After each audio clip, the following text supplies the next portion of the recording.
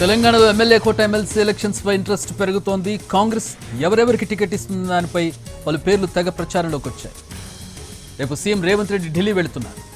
Deputy CM Bhatti, మంత్రి Uttam Kumar Reddy, PCC chief Mahesh Kumar Goud Delhi వెళుతున్నారు. హైకమాండ్కు అభ్యర్థుల ఎంపిక వ్యవహారం తలనొప్పిగా మారింది. ఏఐసీసీ అధ్యక్షుడు ఖర్గేతో విజయశాంతి భేటీ అయ్యారు. ఎమ్మెల్సీ టికెట్ అడిగారు. రాహుల్ కలిసేందుకు అంటూ జగ్గారెడ్డి కూడా ఢిల్లీ బాట పట్టారు. వేం నరేందర్ రెడ్డి, అద్దంకి దయాకర్, బెల్లయ్య నాయక్, మధుయాజ్కి, సంపత్, రామ్మోహన్ రెడ్డి, జీవన్ రెడ్డి, షబ్బీర్ అలీ, ఫహీం ఖురేషి, కుసుమ కుమార్, దొమాటి సాంబయ్య, విహెచ్ పేర్లు ప్రచారంలో ఉన్నాయి. ఇందుకు వీళ్ళు ఎవరికి టికెట్ దక్కబోతోంది, ఏ సమీకరణల ప్రకారం టికెట్లు ఇవ్వనున్నారు?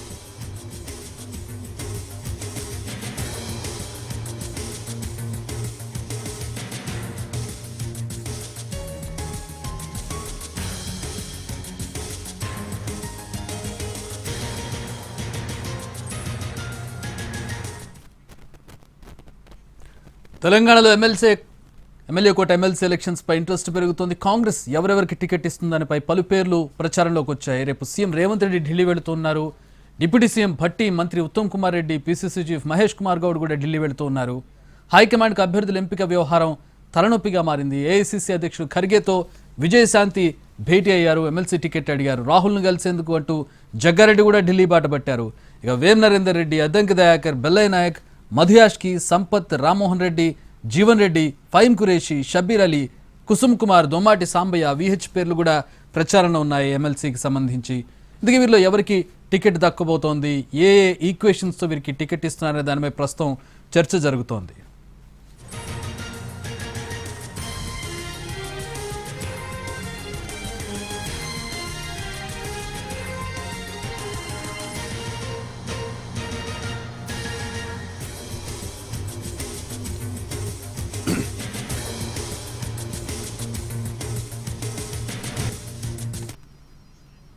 తెలంగాణ కాంగ్రెస్ ఎమ్మెల్సీకి సంబంధించి విపరీతమైన చర్చ జరుగుతుంది. అనేక పేర్లు కనపడుతున్నాయి. ఆశావాహులు కూడా చాలా ఎక్కువ మంది కనపడుతున్నారు. ఢిల్లీలో తమ పైరవీలు తాము చేసేటటువంటి పరిస్థితి ప్రస్తుతం ఇక్కడ కనబడుతుంది. పార్టీ అగ్రనాయకత్వం వెళ్ళింది, వారి వెనకాలే సెకండ్ లైన్ క్యాడర్ కూడా వెళ్ళినటువంటి సెకండ్ శ్రేణి నేతలు కూడా వెళ్ళినటువంటి పరిస్థితి. రైట్, ప్రస్తుతం అధ్యక్షుడు ఖర్గేతో విజయశాంతి భేటీ అయ్యారు. ఎమ్మెల్సీ టికెట్ అడిగారు.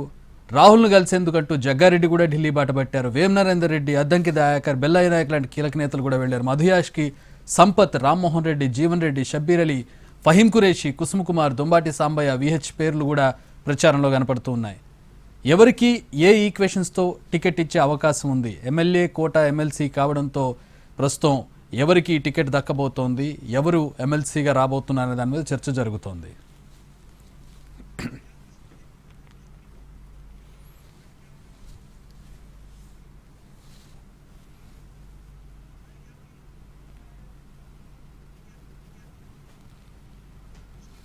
ఎమ్మెల్సీ అభ్యర్థుల ఎంపికకి సంబంధించి పేర్లు ఏ విధమైనటువంటి పేర్లు వినబడుతున్నాయి, వాటి వెనుకున్నటువంటి సమీకరణలు ఏ విధంగా ఉన్నా మా ఇన్పుటేటర్ దొంతు రమేష్ జాయిన్ అవుతున్నారు.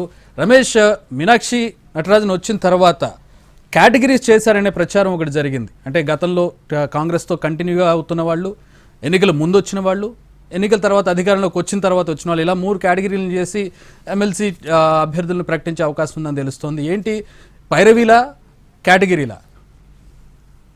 తెలంగాణ ముఖ్యమంత్రి రేవంత్ రెడ్డి రేపు ఢిల్లీకి వెళ్తున్నారు.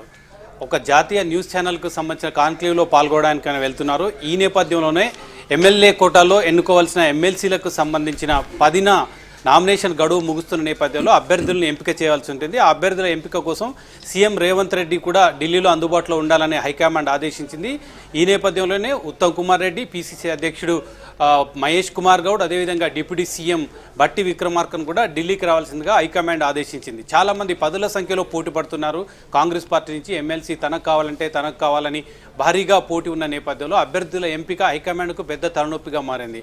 కాంగ్రెస్ పార్టీ అంటే చాలా రకాల ఈక్వేషన్స్ ఉంటాయి, చాలామందితో పైరేవులు ఉంటాయి, చాలామంది తమకు కావాలని కోరుకుంటున్నారు. హైకమాండ్ దృష్టిలో కొంతమంది ఉంటారు, క్షేత్రస్థాయిలో పనిచేసిన వాళ్ళు ఇంకో కొంతమంది ఉంటారు. నిజానికి కాంగ్రెస్ పార్టీ ఎంపికలో తమకు అవకాశం ఇవ్వాలి, తమ అన్యాయానికి గురయ్యాం, చాలా కాలంగా పదవులు త్యాగం చేశామనే కేటగిరీలో కొంతమంది ఉంటారు.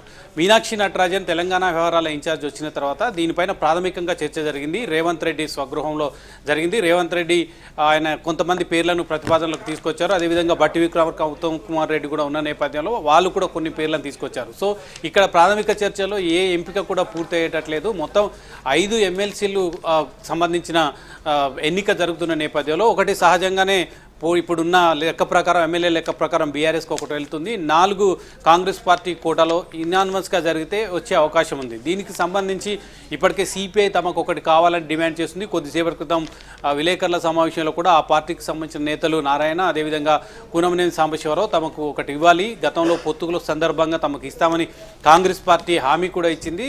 కాంగ్రెస్ పార్టీ కూడా, కాంగ్రెస్ హైకమాండ్ కూడా సానుకూలంగా ఉంది, తమకు ఇవ్వాలని డిమాండ్ చేస్తున్నారు. అంటే ఇక కాంగ్రెస్ పార్టీకి సంబంధించి సిపిఐకి ఒకటి కేటాయిస్తే 3 మాత్రమే మిగులుతాయి. ఇది సామాజిక వర్గాల సమీకరణలో భాగంగా ఎవరికి ఇవ్వాలి, ఇప్పటికే బీసీ రిజర్వేషన్లపైన పెద్ద చర్చ జరుగుతుంది. కులగణనకు సంబంధించి బీసీలకు తాము మాత్రమే న్యాయం చేయగలుగుతామని కాంగ్రెస్ పార్టీ నేత రాహుల్ గాంధీ జాతీయ వేదికగా ఆయనే చెప్తున్నాడు. ఇక్కడ కూడా కాంగ్రెస్ పార్టీ బీసీలకు సమన్యాయం చేసేది కాంగ్రెస్ పార్టీతోనే సాధ్యమవుతుందని చెప్తున్న నేపథ్యంలో బీసీలకు సంబంధించిన అంశం ఈ 3కు సంబంధించిన ఒకరికి బీసీలకు ఇవ్వాల్సి ఉంటుంది. అదేవిధంగా ముస్లిం మైనార్టీలకు సంబంధించి ఒక ఎమ్మెల్సీ ఇవ్వాల్సి ఉంది. ఎందుకంటే ఒకవేళ మంత్రివర్గంలోకి తీసుకోవాలన్నా ఇప్పుడు ఒక గవర్నర్ కోటాలో ఎంపికైన ఒక్కరు తప్ప మిగతా వాళ్ళు కూడా ఎవరు లేరు. కాంగ్రెస్ పార్టీలో క్రియాశీలంగా పనిచేసిన నేతలు ఎవరు లేకపోవడం మూలంగా అది కూడా హైదరాబాద్లో ఒకరికి ఇవ్వాలని హైకమాండ్ తలపోస్తున్న నేపథ్యంలో మైనార్టీ కోటాలో కూడా ఒకరికి ఇవ్వాల్సిన సందర్భం ఉంది. అదేవిధంగా ఎస్సీలకు సంబంధించి ఎస్సీ వర్గీకరణకు బిల్లు ఇప్పుడు క్యాబినెట్కు ఆమోదించడానికి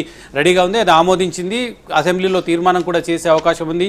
వాళ్ళకు సంబంధించి ఎస్సీలలో మాదిగ సామాజిక వర్గానికి సంబంధించిన ఒకటి ఇవ్వాలి. ఎందుకంటే ఇప్పటికే మాల సామాజిక వర్గానికి సంబంధించిన బట్టి విక్రమార్క ఉన్నారు, డిప్యూటీ సీఎంగా ఉన్న నేపథ్యంలో ఇక మాదిగ సామాజిక వర్గానికి సంబంధించిన వాళ్ళకు కూడా న్యాయం చేయాలి. ఆ వర్గాలను సంతృప్తిపరచాలంటే ఖచ్చితంగా ఒక ఎమ్మెల్సీ ఇవ్వాలని కోరుతున్నారు. అదేవిధంగా చాలామంది సీనియర్ నేతలు పోటీ పడుతున్న నేపథ్యంలో ఇదంతా తలనొప్పిగా వ్యవహారంగా బీసీల నుంచి గతంలో పోటీ చేసి అసెంబ్లీ ఎన్నికల్లో పోటీ చేసిన వాళ్ళు మళ్ళీ ఎమ్మెల్సీ టికెట్ ఇచ్చే అవకాశం లేదని హైకమాండ్ చాలాసార్లు చెప్పినప్పటికీ తమకు ఇవ్వాలని కోరుతున్నారు.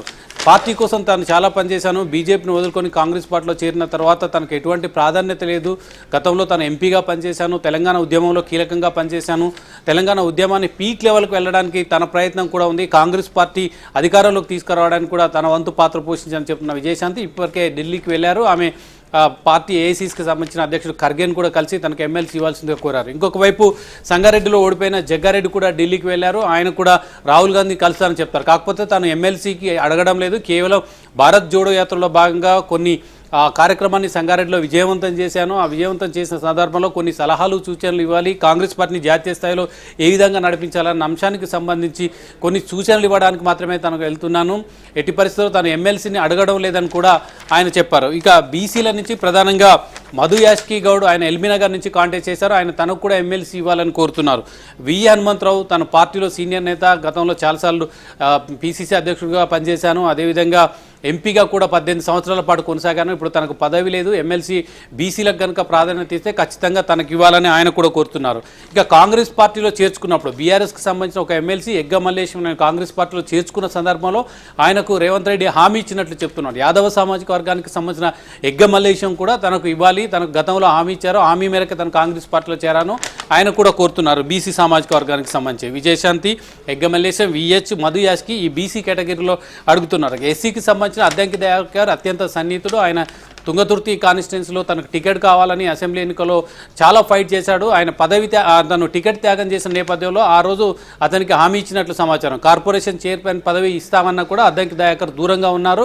ఆయన రేవంత్ రెడ్డికి అత్యంత సన్నిహితుడు. కాంగ్రెస్ పార్టీకి సంబంధించిన అంశాల విషయంలో కాంగ్రెస్ ప్రభుత్వం వస్తున్న విమర్శల విషయంలో ఎప్పటికప్పటికి తిప్పి కొడుతూ ఆయన సోషల్ మీడియా వేదికగా కానీ ఇతరత్ర వేదికల మీద కానీ ఆయన పూర్తిగా రేవంత్ రెడ్డిని సమర్థిస్తూ వస్తున్నారు. ఆయనకు ఎస్సీ సామాజిక వర్గానికి సంబంధించి ఆయన అడుగుతున్నారు. ఇక సంపత్ ఆయన అసెంబ్లీ ఎన్నికల్లో పోటీ చేసి ఓడిపోయారు, మాదిగ సామాజిక వర్గానికి సంబంధించిన నాయకుడు, ఆయన కూడా తనకు కావాలని కోరుతున్నారు. ఇక దొమ్మడి సాంబయ్య వరంగల్కి సంబంధించిన వ్యక్తి, మాదిగ సామాజిక వర్గానికి సంబంధించిన వ్యక్తి, ఆయనకు కూడా తనకు కావాలని కోరుతున్నారు.